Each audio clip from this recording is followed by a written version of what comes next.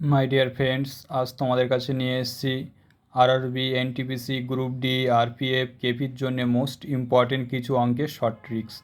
তাহলে দেখে নেওয়া যাক। 1 নম্বর কোশ্চেন হলো, একটি ব্যবসায় এ, বি এবং সি যথাক্রমে 26,000 টাকা, 34,000 টাকা এবং 10,000 টাকা বিনিয়োগ করে। বছরের শেষে তারা 3500 টাকা লাভ করে। তাহলে বি এর লাভের অংশ কত? তাহলে প্রথমে তোমরা কি করবে?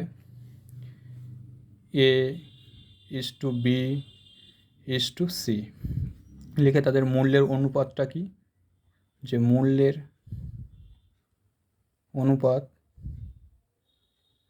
এখানে দেখবে যে যে ডিজিটগুলো কমন যাচ্ছে সেগুলো কেটে দেবে। তাহলে এখানে এই 3টে শূন্য, 3টে শূন্য, 3টে শূন্য কমন, তাই এখানে বাদ দিয়ে দেবে, কেটে দেবে। তাহলে কত হচ্ছে তাদের মূল্যের অনুপাত?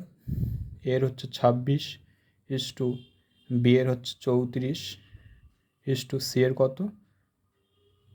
10। আবার 2 দিয়ে কাটাকাটি যাচ্ছে, 2 দিয়ে 13 ইস টু 2 দিয়ে 17 ইস টু 2 দিয়ে 5। কোশ্চেনে বলছে বছরের শেষে তারা 3500 টাকা লাভ করে। তাহলে এখানে কত হচ্ছে? 13 আর 17, 30 আর 5 যোগ করলে কত? 35। এই 35 ইউনিট মানেই হচ্ছে কত? 3500 টাকা। তাহলে 35-এর কত গুণ 3500? এটা হচ্ছে 100 গুণ। কিন্তু কোশ্চেনে যাচ্ছে বি এর লাভের অংশ কত? তাহলে বি এর সঙ্গে 100 গুণ করে দাও, তাহলে কত হবে? 1700 টাকা। এটাই হচ্ছে অ্যান্সার।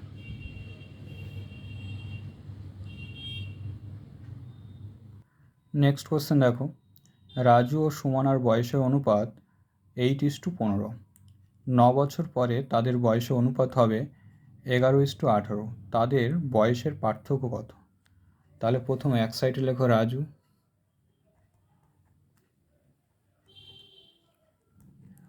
আর এক সাইডে লেখো সুমনা। এদের যে বয়সের বর্তমান বয়সটা কত, এদের বয়সের যে অনুপাতটা কত? 8:15। তাহলে 9 বছর পরে, অর্থাৎ 9 বছর পরে এদের বয়সের অনুপাত তাহলে কত হবে? 11:18। তাহলে প্রথমে তোমরা কি করবে? উপরের যে গ্যাপগুলো সমান আছে কিনা, উপর আর নিচের গ্যাপগুলো সমান আছে কিনা দেখে নেবে। তাহলে উপরের যে গ্যাপ কত? 18 আর 15-এর যে গ্যাপ কত? 7। আর নিচে 11 আর 18-এর গ্যাপ কত? 7। তাহলে উপর আর নিচের গ্যাপ সমান আছে। এবার কি করবে? 15 আর 18 পার্থক্য কত? 3। এই 3 ইউনিট মানেই কোশ্চেনে বলেছে কি, যে তাদের 9 বছর। তাহলে 1 ইউনিট মানে কত হবে? 3 দিয়ে কেটে দাও, 3 3-কে 9, অর্থাৎ 3 দিয়ে 3 3-কে 9, তাহলে 3 বছর। তাহলে 1 ইউনিট মানে 3 বছর। এবার কি বলেছে? তাদের বয়সের পার্থক্য কত? তাহলে সুমনার বয়স কত হবে? তাহলে সুমনার বয়স কত হবে? তাহলে 1 ইউনিট যদি 3 বছর হয়, তাহলে সুমনার বয়স হচ্ছে 15 ইউনিট। তাহলে 3 15 45 বছর। আর রাজুর বয়স,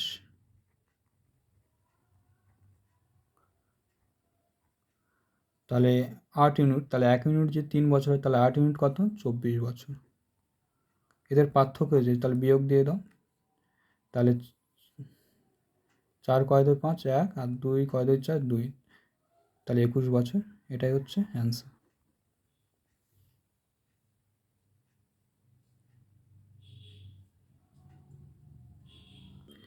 3 নম্বর কোশ্চেন দেখো, 20% বার্ষিক হারে 1400 টাকার 18 মাসের চক্রবৃদ্ধি সুদ কত?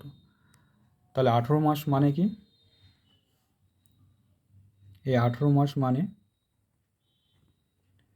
1 বছর 6 মাস। তাহলে 1 বছরে যদি, তাহলে 20% বার্ষিক হারে, তাহলে 1 বছরে সুদ কত হবে? 20%। তাহলে আর 1 বছরে কত? তাহলে যেহেতু 6 মাস, তাহলে হাফ, অর্ধেক হবে। তাহলে এখানে 10% হবে। এবার কি বলছে? তাহলে মোটের উপরে সুদ কত হবে? তাহলে এক্ষেত্রে একটা ফর্মুলা আছে, সেটি কি? X plus Y plus X Y by 100, তাহলে কী করবে 20% plus 10% plus 20% plus into 10% by 100, তাহলে এই শূন্য কাটাকাটি কেটে যাচ্ছে, তাহলে কত হচ্ছে 20% আর 10% মানে কত 30%, আর এই 2% মানে 32%। এবার কী বলেছে 1400 টাকার 18 মাসের চক্রবৃদ্ধি সুদ কত, তাহলে 1400 টাকার যে 32% বের করলেই চক্রবৃদ্ধি সুদ বেরিয়ে যাবে। তাহলে 1400 টাকার উপরে যে 32% মানে কত হবে, তাহলে এই পার্সেন্টেজ তুললে কত নিচে 100 বসে যাবে, তাহলে এই শূন্য এখানে দুটো শূন্য এখানে দুটো শূন্য কেটে যাচ্ছে, তাহলে কত হবে 14 দুগুণ 28-এর 8, হাত থাকে 2, 3 14 42, আর 2 হচ্ছে 44, 448 টাকা। এটাই হচ্ছে চক্রবৃদ্ধি সুদ, এটাই আনসার।